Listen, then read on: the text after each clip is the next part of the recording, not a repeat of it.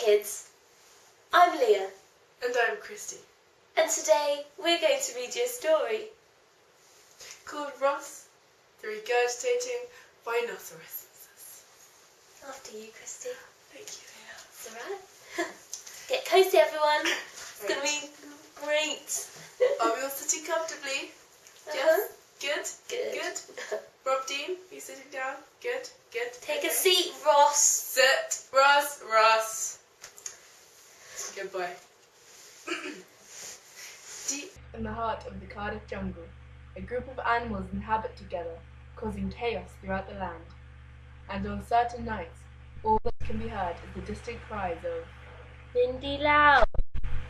On the other side of the jungle, a mighty building as tall as the sky lords over the land. The atrium, as it was known to the animals, was the home of their nemesis, Dr. Dolittle. Ah!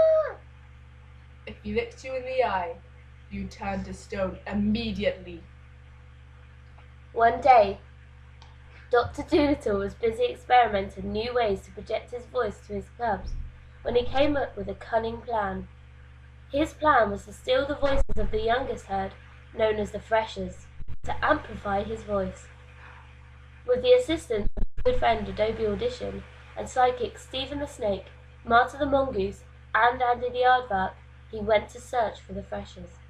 Meanwhile, the Freshers were enjoying a drink at Smirnoff River when Joel the Owl flew down with Karina the Fox prowling not far behind. Goody-ho! Joel announced.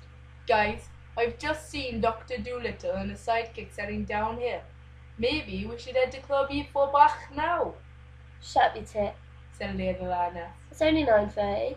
But before she could say anything else, Ross the Rhinoceros fell into the Smirnoff River with a splash.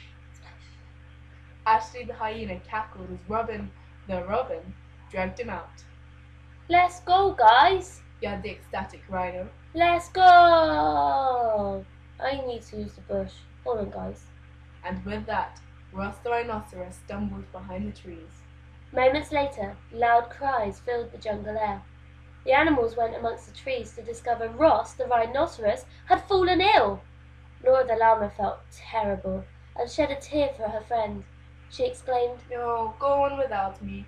I'll look after Rhino Fail here. But don't worry, when you get back, I'll make you all a nice sausage egg omelette. She headed out to a nearby lake to fetch a non-alcoholic cure for her dear old friend, Ross the rhinoceros. Yay! Cheered everyone else as they headed off on their adventure, oblivious to what was occurring nearby. Around the corner, Dr. Dolittle and his army of predators sighed down the plants in their way in search of the voices that were coming closer and closer. As they tore down the vine trees, they caught the startled face of Laura the llama and the complete and utter mess that was Ross the Rhinoceros.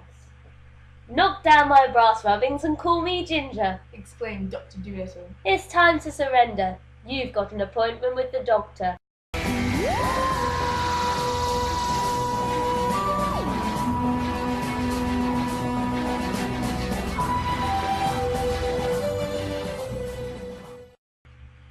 Just as the herd approached Club E4 Cat the cat and Lloyd the leopard appeared through the mist. See, I want to go out, but it's raining, and I don't like getting wet, said Lloyd to Cat. Cat gasped. Come with us, said Christy the chimp. It's gonna be cracking like. Oh, sugar plums if you insist, said Cat. I fancy a martini and milk, I do. Shaken, not stirred. I might even sneak an apple. They entered Club Ivor back to find Joe the gerbil grinding some helpless donkey to Lady Gaga. La la la la la, Roma Roma ma Gaga, oh la la, I am a gerbil, screeched Joe. Everybody paused as they watched Joe the gerbil's limbs become uncontrollable and started to fling his arms up in the air. A new sound came on. Thank goodness! Woo! Or was it thank goodness? Oh. Dynamite by Teo the Tiger Cruz, Oh no! exclaimed Joe the Owl. Oh no! exclaimed Karina the Fox. Oh no! screamed everyone else. The Cub Club fell silent as Joe the Gerbil's rendition of Dynamite was about to begin. I throw my Kit Kat in the air sometimes, saying, "Ayo, I want an arrow." Leah the lioness looked on in disgust, while the other animals glared at the DJ, hoping he'd change the track. Dave the diva dinosaur, who was at the bar, came over to Joe the Gerbil and said gently, "Darling, don't embarrass yourself in front of the entire jungle.